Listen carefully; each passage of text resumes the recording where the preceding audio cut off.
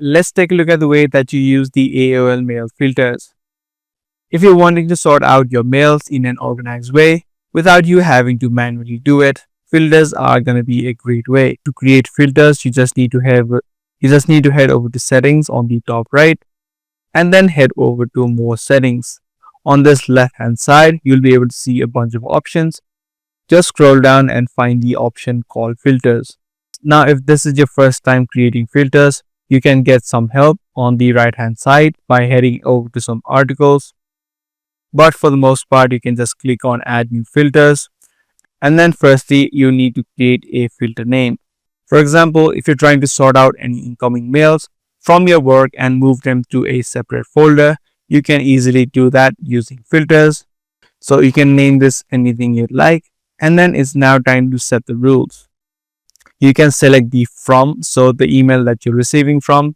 You can maybe add in contains, does not contains, begins with, or ends with. The easiest one could be contains, and then add in your company name so that your company is immediately selected. You can also add in to or CC if they are available.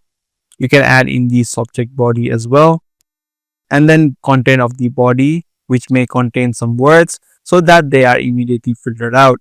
Now you can automatically move this incoming email to a particular folder and then click on save.